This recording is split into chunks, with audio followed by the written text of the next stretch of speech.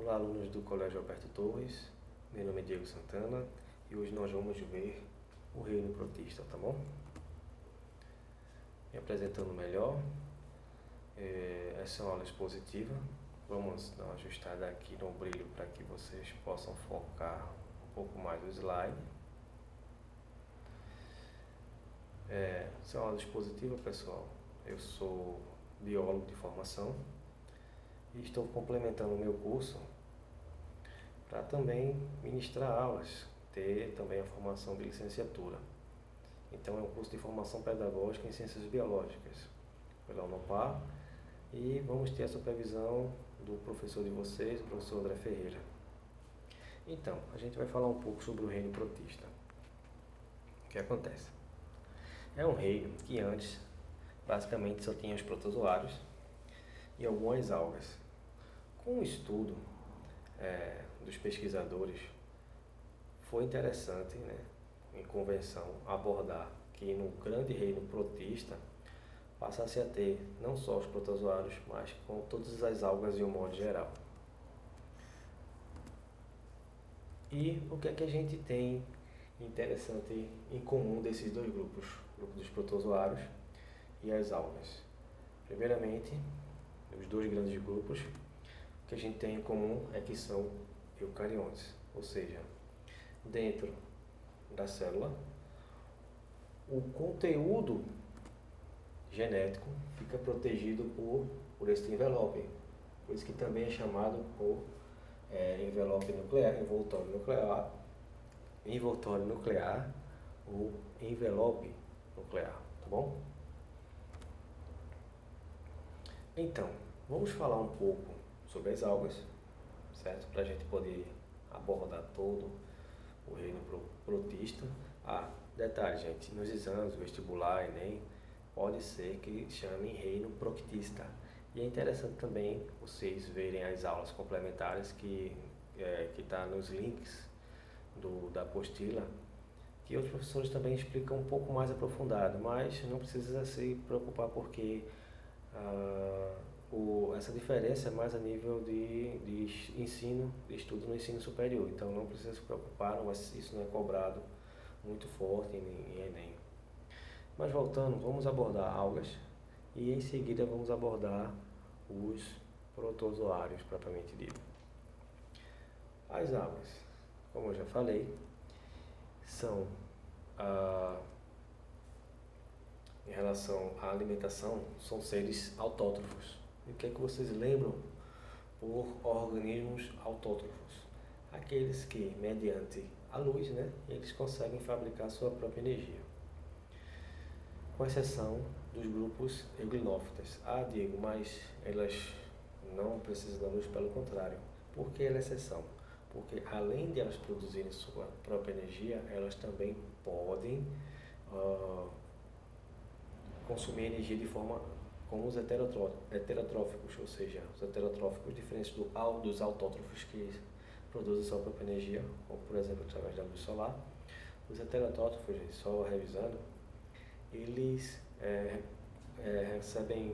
conseguem capturar energia do meio, através de moléculas, de células, de outros animais, de outros organismos, inclusive moléculas no meio ambiente onde vivem, tá bom? Então, esse grupo aqui, as euglenófitas, eles tanto são autótrofos como heterotróficos. A gente chama de organismos mixotróficos, ou seja, um mix. Eles conseguem absorver, como eu já falei, das duas formas. Também são organismos unicelulares, temos algas unicelulares e temos algas pluricelulares. Diferente dos protozoários, que nós só encontramos eles como unicelulares, tá bom, gente? Aqui um sol, Quem lembrar desse sol aí tá ficando um pouquinho velho. Depois pergunte ao professor André Ferreira por quê. Aí uma pergunta fica: professor, se ela recebe luz do sol e produz seu próprio alimento, então é uma planta? Em conversões e em pesquisas anteriores, antigamente as algas eram classificadas como plantas sim, mas hoje em dia não. Ficou a dúvida aí, algas são plantas? Já foi classificada como planta sim. Hoje em dia, não. Está nos grupos está no reino protista ou protista, tá bom? Juntamente com nossos amiguinhos protozoários. Vamos ver um slide agora, em que nós temos, aqui a gente já citou, a Euglinoptas, o grupo das Euglinoptas. Temos o grupo das Crisófitas, certo? Onde temos diatomáceas, etc. Temos esse grupo aqui muito interessante, que são os dinoflagelados. Vamos falar um pouco mais sobre eles já já. E temos esses grupos de algas multicelulares. Um detalhe, as algas, elas possuem um corpo, esse grupo multicelular possui tecidos não verdadeiros, tá bom, gente? Por quê? Porque um tecido verdadeiro, ele tem uma determinada função durante toda a sua vida, mas isso não acontece no grupo das algas. Por exemplo, você tem a pele como tecido, e esse tecido ele vai ter aquela função para o resto da vida. Nas algas não. O corpo dela, né, apesar de ser multicelular, as células nela não têm aquela função propriamente dita de realizar determinada função. Pode ser que uma parte desse tecido aqui possa transformar no órgão reprodutor, ou pode se transformar em uma base de fixação, certo? Então, por isso não tem, não é um tecido verdadeiro. Agora, nesses três grupos aqui, é interessante a gente ressaltar o quê? Nesse grupo multicelular, as clorófitas, cloro, certo? A tradução vem de verde, são algas verdes. As feófitas, nós temos o grupo das algas pardas, e as rodófitas, o grupo das algas vermelhas. Essa nomenclatura aqui tem referência sim às cores, tá bom? Cloro verde, fel parda e rodófitas, as algas vermelhas. Voltando aqui, gente, ó, mas por que é interessante a gente falar dos dinoflagelados? Não sei se vocês já viram, por exemplo, uma reportagem de 2018, que a CPRH, que é a Companhia Pernambucana de Recursos Hídricos aqui de Pernambuco, é como se fosse o IBAMA do estado, né? Faz essa função de ambiental, de controle e fiscalização. Ela investiga a possibilidade de maré vermelha em Muro Alto. Isso aqui foi uma reportagem, certo, no Diário de Pernambuco, quem quiser pesquisar. O que é que foi encontrado? Peixes e crustáceos que foram encontrados mortos em uma área de aproximadamente 100 metros, conhecido como maré vermelha. Por quê? Porque esses protozoários, que são unicelulares no caso, se reproduzem tanto que chega a ser visível a massa dele na água. Então a gente tem esse fenômeno aqui de maré vermelha. Só que é aquela população, né, gente? Muita gente, ou seja, muito protozoário num local só, começa a ter outras consequências, como a produção de muitas toxinas. Por isso a gente tem a mortandade de peixes e crustáceos naquele local. Ok? Professor, mas o que faz com que elas se reproduzam tanto? Então há uma série de coisas, como por exemplo, muitas toxinas, muita matéria orgânica, que ela vai se alimentar, ela vai dizer, opa, isso aqui é interessante para mim, vou começar a me alimentar. A temperatura, que tem que ser ideal para a reprodução dela, ok? Então, tem uma série de variáveis aí favoráveis à multiplicação dos dinoflagelados. Vamos agora entrar no grupo dos protozoários, tá bom, gente? São organismos pequenos, vistos em microscópio, encontrados geralmente na água ou nos solos úmidos, podendo ser parasitados. Podem ser parasitas. Parasitados, no caso, seríamos nós. E causaríamos doença, esses parasitas, não é verdade? Deixe-me ver. As células têm a capacidade de exercer funções vitais, como alimentação, crescimento, reprodução e excreção. Muitos dos protozoários são capazes até de se locomover por meio de cílios, flagelos e pseudópodes. Nós vamos ver com detalhe pouco mais. Inclusive tem até um videozinho no final da aula bem interessante para a gente ver microscópio como é que realmente acontece essa movimentação, ok? Que a gente voltou a lembrar, né, que os protozoários geralmente são unicelulares, tá bom? Enquanto as algas podem ser uni ou pluricelulares, mas sem tecidos verdadeiros, tá bom? Só sempre lembrando. Voltando para o grupo dos protozoários, lembrando que eles são organismos heterotróficos, podendo ser, ou seja, lembrando, heterotróficos, eles precisam extrair energia, se alimentar de algum lugar, mas não é através da luz do sol. De que forma então, Diego? Através do parasitismo, como por exemplo nós temos aqui a giardia, que pode ocupar o nosso trato intestinal. Então, se está no intestino, né, gente? Nós ingerimos o nosso alimento, ela vai tirar proveito, só que ela parasita. E o parasita, ele sempre prejudica o parasitado, que somos nós. Ela vai se alimentar, mas vai se reproduzir tanto que vai chegar a hora que ela vai causar sérias, uma doença grave, vai causar hemorragia, etc. Entendeu? Uma outra forma dos protozoários extrair alimento, se alimentar, no caso, é na forma de mutualismo. Aí não, aí nessa relação a gente percebe que tanto o parasita tanto o protozoário quanto o outro organismo no qual ele está ali alojado, como por exemplo a triconinfa, ele pode se alojar no intestino, no trato digestivo, do cupim. O cupim vai lá, joga a substância lá na celulose, vai comendo, vai colocando para dentro. E quando chegar no trato digestivo, a triconinfa vai também jogar suas substâncias e vai digerir a celulose. Nesse caso, ganha o protozoário e ganha o cupim porque está tendo um benefício, ok? Aqui a gente já abordou, que são organismos pequenos, aqui também. Vamos agora aprofundar um pouco mais em alguns grupos de protozoários. Já lembramos que eles são unicelulares e são heterotróficos.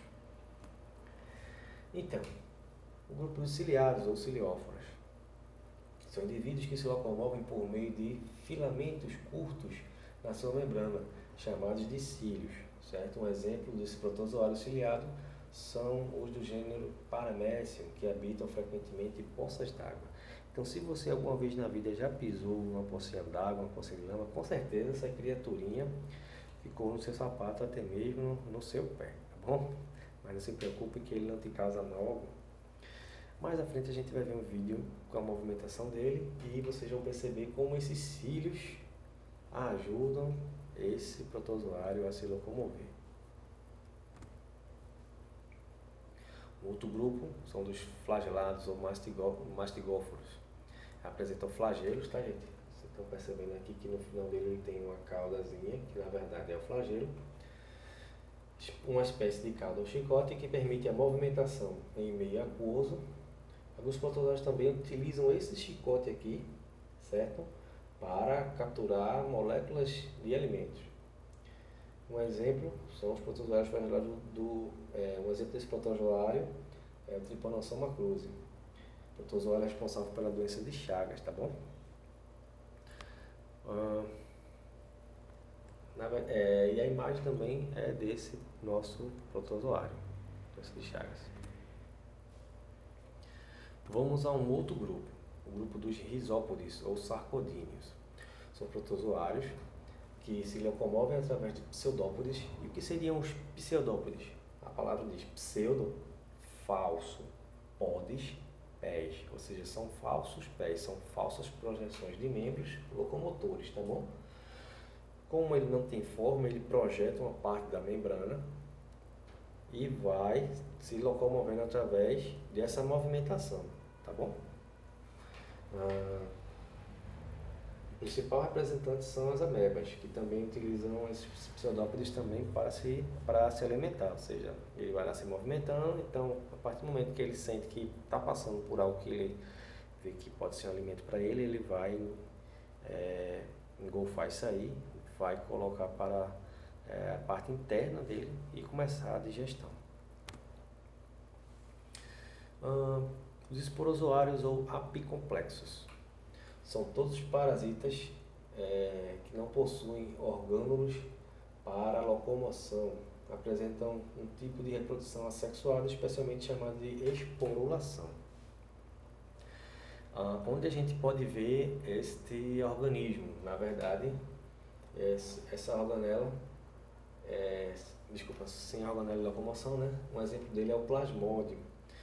É um protozoário que pode causar doença de malária, tá bom, gente? Os foraminíferos são formam um grande grupo de protistas com pseudópodes reticulados. São finas projeções do citoplasma que se ramificam e se fundem, formando uma rede dinâmica chamada de foraminífera. Possuem uma carapaça que podem formar rochas sedimentares, tá bom, gente? E algo interessante é que onde foi encontrado esse protozoário, a massa desse protozoário, né, do corpo dele, geralmente desse tipo de rocha, tem uma grande probabilidade da gente encontrar petróleo logo abaixo, tá bom? Vamos dar uma pausa aqui e vamos voltar rapidinho. Então, pessoal, no futuro nós vamos abordarmos a questão dos tipos de reprodução. Temos as reproduções assexuadas e sexuadas. Na reprodução sexuada, podemos ter as sexuadas com gametas e por conjugação. Com gametas, pessoal, o que a gente pode ter? Por exemplo, nas águas, um ciclo haploide, certo? Como, por exemplo, o Lothrex, ela fixa-se no sedimento, né? No substrato. Ela vai ter um filamento adulto, nesse filamento adulto partem algumas células, como disse a vocês, por isso que não é um tecido verdadeiro, vai se modificar em células locomotoras, certo? E nós vamos ter a fecundação dos gametas com os zoósporos e nós vamos formar um zigoto que também vai se fixar no substrato e formar um novo indivíduo. Por conjugação, nós temos a reprodução sexuada por conjugação. Um exemplo, nós temos 2 paramécios e entre eles o seu DNA, um deles diferenciando, né, na cor vermelha e na cor vermelha e azul, certo? Eles vão literalmente conjugar, eles vão parear. Vai haver a reprodução, a multiplicação por meiose dos nucleolos, certo? A degeneração de 3 dos micronúcleos e ficam apenas 2 pares. Desses 2, haverá uma troca de 2 deles e haverá a fusão dos micronúcleos por recombinação. Então a gente vai ter um terceiro DNA, lembrando aqui, mostrando pela cor verde. E desse DNA, mitose, vai haver também a degeneração de 4 dos núcleos. Então vai ter a reprodução assexuada nessa fase aqui, no caso, essa parte aqui, a parte daqui, com 4 núcleos, vai se dividir em 4 novos indivíduos, cada um com apenas um núcleo novo, tá bom? Na reprodução assexuada, nós temos por zoosporia, onde nós temos o filamento adulto, e esse filamento adulto, ele vai, certo? Tava só checando se estava certo mesmo, ele vai produzir zoósporos que vão ser liberados no meio e eles vão migrar também para um substrato, uma base de fixação, tá bom? Nesse substrato, eles vão começar uma multiplicação e vão formar novos indivíduos para futuramente posteriormente realizado novamente a reprodução. Nós temos também aqui, ó, a divisão binária ou por bipartição, também conhecida por cisparidade. O que acontece? Simplesmente o protozoário ele vai multiplicar o núcleo e todas as outras organelas e posteriormente ele vai realizar um processo de divisão na membrana plasmática exatamente no meio, formando dois novos indivíduos. E temos deixa eu me lembrar aqui, deixa eu pegar uma filinha boa, divisão múltipla, onde os protozoários, após formar muitos núcleos, certo? Ele vai se multiplicando e depois ele vai se dividir em diversos novos indivíduos, tá bom? Aqui o exemplo. Vamos agora falar das protozooses. Fazer uma mágica aqui. Então, as protozooses são doenças causadas por protozoários. O que a gente tem aqui, pessoal? Selecionei para vocês a questão da divisão econômica, geoeconômica, ou seja, como é que o mundo está dividido entre países ricos, que geralmente estão no hemisfério norte, e os países subdesenvolvidos. Os países subdesenvolvidos, nós temos dificuldade em saneamento, dificuldade em ter água tratada. Portanto, o melhor tratamento é a prevenção, é conhecer como ocorrem essas doenças e nos prevenir para que não aconteça. Claro que uma vez acontecendo, a maioria delas tem tratamento. Mas pensem comigo, se você está num país subdesenvolvido, é difícil a gente ter tratamento, é difícil o acesso à saúde, a médicos, posteriormente também ao tratamento, não é verdade? Então, principais doenças causadas por protozoários. Temos a amebíase, doença de Chagas, a malária, a leishmaniose e a toxoplasmose. Vamos à amebíase, pessoal. Ela é causada pelo parasita Entamoeba stolística. Sua transmissão, o hospedeiro pode ingerir cistos, que são células inativas ou em hibernação. A gente vai ver mais na frente um pouquinho uma imagem de protozoários presentes na água, na alimentação. Também, para lembrar que baratas e moscas podem ser o agente carreador, certo? Desses protozoários. Já imaginou aí uma mosquinha pousar lá no cocô de um animal infectado que tenha a Entamoeba stolística e ela vai e pousa no seu alimento. Então você ingere e acaba adquirindo a doença de amebíase devido à mosca, por exemplo, na verdade. Também pode ocorrer por um banho numa cachoeira que esteja infectada, certo? Esteja contaminada, infecção se dá a pessoas ou organismos que estejam com esse tipo de organismo. Contaminação é no meio ambiente.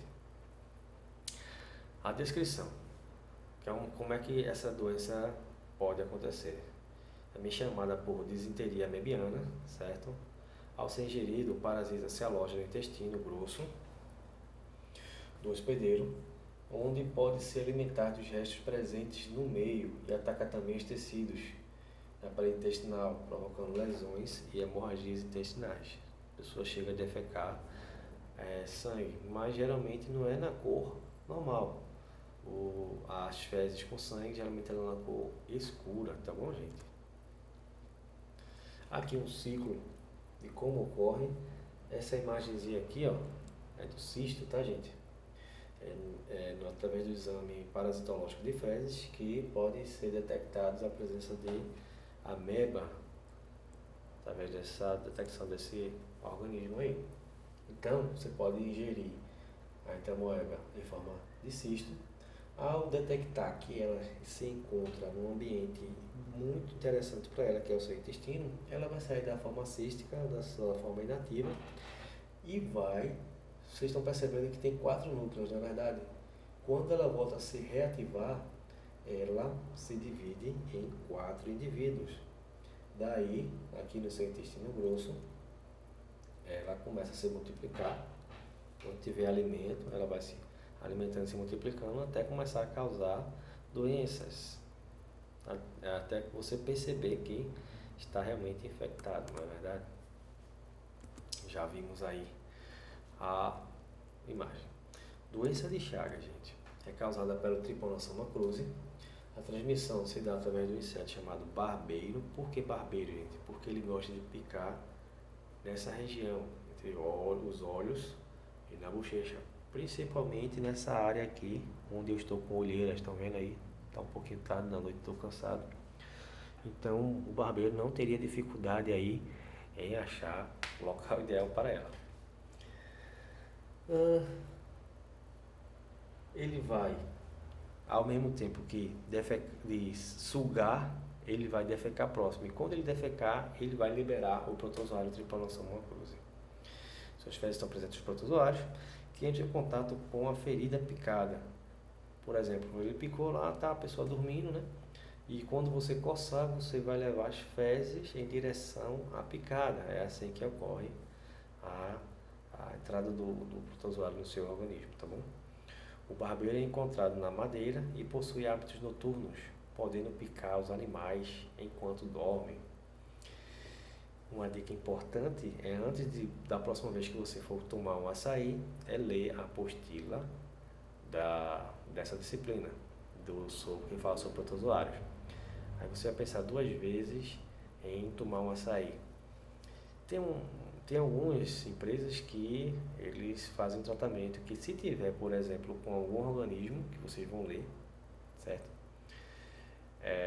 Pode matar todo e qualquer organismo. Então, depois façam uma pesquisa antes de tomar um açaí, que vai ser bem benéfico para vocês. Descrição. Conhecido também como tripanossomiase, o parasita pode se alojar em diversos tecidos, provocando insuficiência cardíaca, inflamação no cérebro, lesões neurológicas e dilatação do tubo digestivo, que pode levar o indivíduo à morte, tá bom, gente? Aqui a gente já viu essa bendita imagem dos tripanosomos.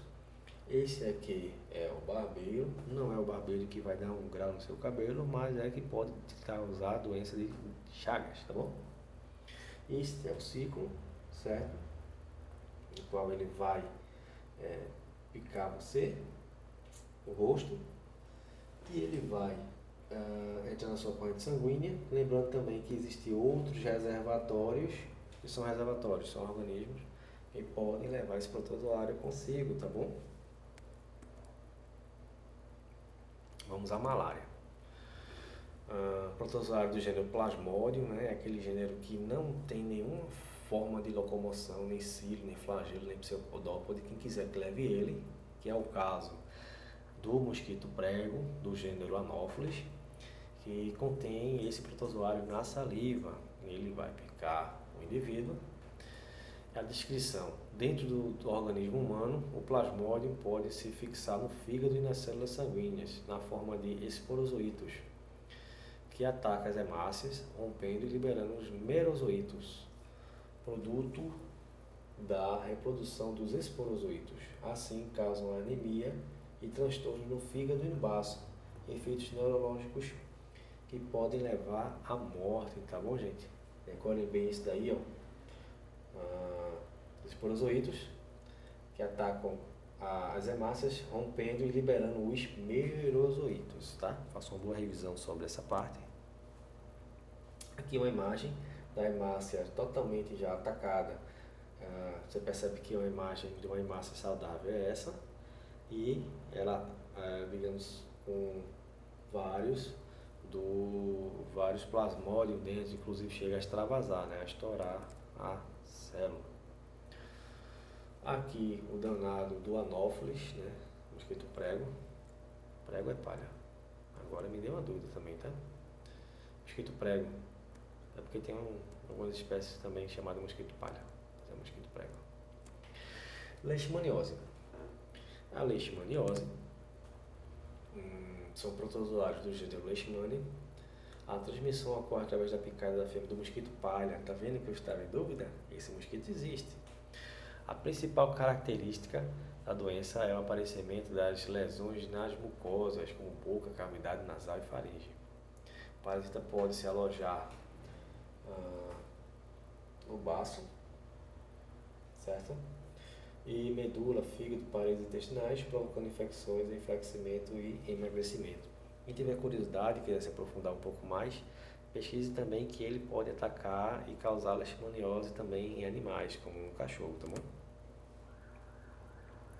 Aqui nós temos a amostra laboratorial do Leishmania infantum, é um protozoário, e aqui do lado nós temos a amostra de parasita isolado na lesão da pele. Aqui nós temos o ciclo e como ocorre, certo? A picada do organismo e a forma promastigota é fagocitado os macrófagos, que são células brancas do organismo. O protozoário ele aloja essa célula e vai estourar, como vocês viram também naquela outra espécie da malária, tá bom? Ele vai completar seu ciclo, vai causar essa doença leishmaniose e após ele estourar, vai liberar a forma amastigota, que pode ser novamente reabastecer outros mosquitos mosquito palha, que pode gerar a forma amastigota no mosquito palha. Tá vendo? Promastigota quando ele vem do mosquito palha, amastigota quando ele volta para o mosquito palha. Isso no ciclo homem-mosquito, tá bom? Toxoplasmose. Vamos voltar para a toxoplasmose. Transmissão através da ingestão de carne contaminada, principalmente de porcos que entram em contato com as fezes contendo parasitas. Descrição: o parasita se aloja em vários tecidos, causando cegueira e debilidade mental. Aqui temos uma imagem do danado do mosquito, do parasita, do protozoário. E aqui um ciclo onde os reservatórios, que são outros animais, né, como o gato, suínos, ovinos, pombo, rato, podem armazenar o danado toxoplasma. E eles podem causar doenças em nós homens, até na forma fetal, podendo causar cegueira, podendo causar surdez, tá certo? Por isso que é importante na pré-natal a mulher fazer exames, dentre os quais o de toxoplasmose. Já abordamos essa parte, vamos agora ver um videozinho. Então, pessoal, esse vídeo foi feito através de microscopia, certo? Aqui nós temos um rotífera, lembrando que ele tem aqui, ó, biologia também, a cultura. Vocês estão apreciando também, pausem, certo? E traduzam. Aqui nós temos um rotífera, aqui nós temos outro protozoário, ciliado filtrador. Ele se fixa numa base e ele começa a usar os cílios dele para fazer a filtragem do meio aquoso, trazendo para si possíveis moléculas que possam alimentá-lo, tá bom? Vamos adiantar que esse vídeo é enorme e a nossa aula já está gigantesca, certo? Já está acabando, é rápido. Tem algo muito interessante aqui, tá? Olha só, protozoário ciliado é um paramécio. Por que a cor verde, ele está na cor verde? Vocês já viram um ditado assim que diz: você é o que você come? Literalmente. E esse paramécio, ele não necessariamente ia ficar na cor verde, só que ele ingeriu algas e a pigmentação começou a fazer parte, ficou, digamos assim, no meio entre a célula dele, dando a esse paramécio a cor verde, entenderam, gente? Veja como é interessante o formato do paramécio. Ele vai se movimentar e vocês vão ver que ele não tem uma forma perfeita, ele tem digamos assim, umas curvinhas, né? Ele tem um design diferenciado. Olha os cílios deles ajudando a fazer a movimentação. Não dá para fixar bem, só que ainda é possível ver, tá bom, gente? Aqui é interessante, tá? O protozoário está fazendo a reprodução dele. Ele Dá uma focada aí. E vocês vão poder ver uma reprodução por bipartição, né? Poderia ser um final daquele outro meio de reprodução? Provavelmente também, que a gente viu. Tem um outro e tem outros mais, tá? Vocês podem pesquisar no YouTube, tá? Olha aí, ó, o Vorticella. Gente, essa apresentação foi feita através de um aplicativo, de um programa chamado Prezi, tá? Vocês devem fazer, interessante, é bem interessante, você fica bem mais dinâmico. Espero que vocês tenham gostado, tá bom? Avaliem aí e dêem um feedback bem legal ao professor. Respondam, leiam o questionário, leiam a apostila e espero ter ajudado na aula de vocês, tá bom? Um abração aí, fiquem com Deus.